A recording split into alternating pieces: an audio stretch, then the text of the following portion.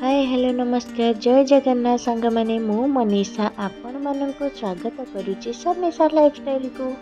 आसंतु आज बनैबा ओडिशार पारंपरिक पिठा चंद्रकांति पिठा। चंद्रकांति पिठाटी कंचा मुग डाली रे होई थाए।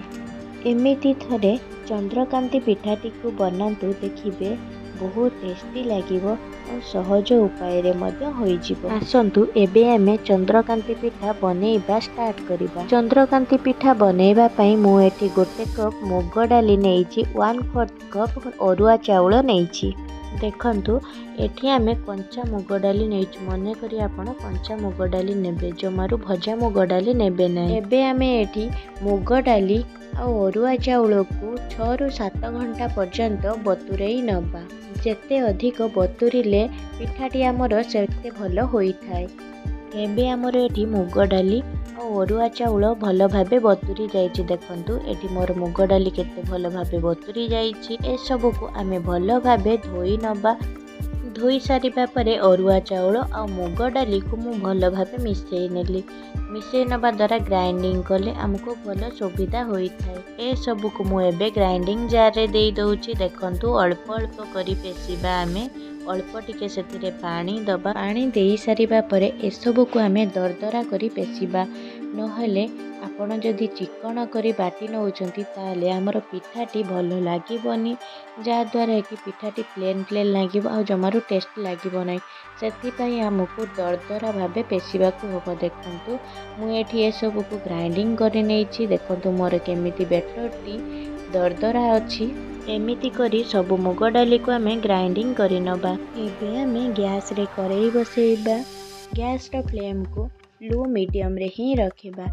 एठी मु गोटे कप मुग डाली नेइथिबारु सेई कप रे मापिकी गोटे कप मु पानी नेइछि। मु एठी गोटे छोट बाउल चीनी नेइछि। आपण आपणक हिसाब रे चीनी देई पारंती।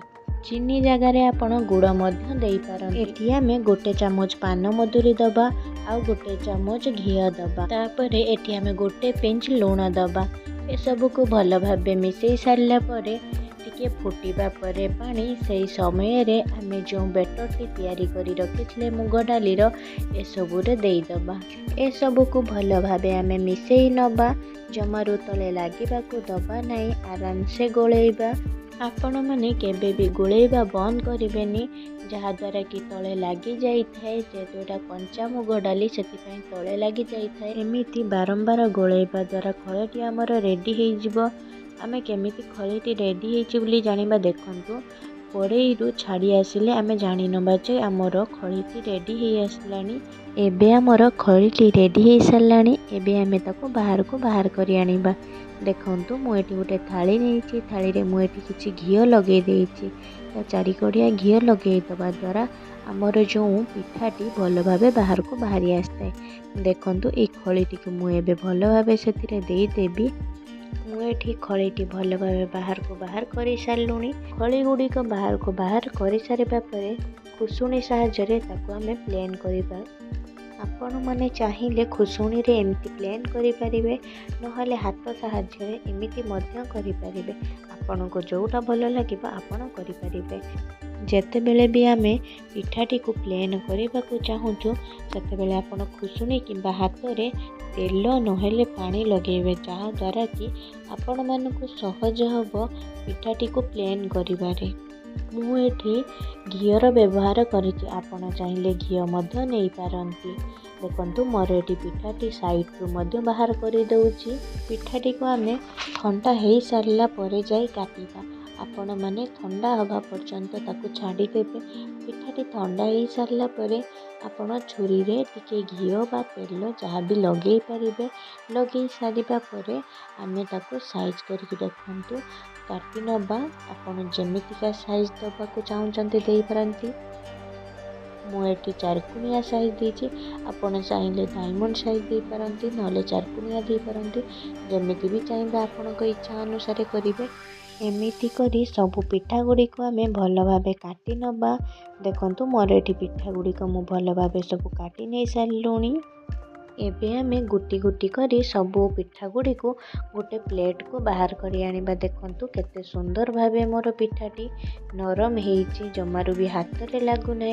एबे आमे एमिति करी सबू पिठा गुड़ी को काढ़ी आनिबा। देखंतु मु एठी सबू पिठा गुड़ी को बाहर करी आनी सारलुनी। देखंतु सबु बेले मने रखिबे, आणती जेतेबेले करूचंती टिके बहलिया करिबे, जमारू पानिया करिबेनी, जहा द्वारा कि पिठाटी हमर एमिति हबो नाही। एबे मु गैस रे करेई बसई नहीं। देखंतु तेलटी मोर एटी गरम ही आसलानी।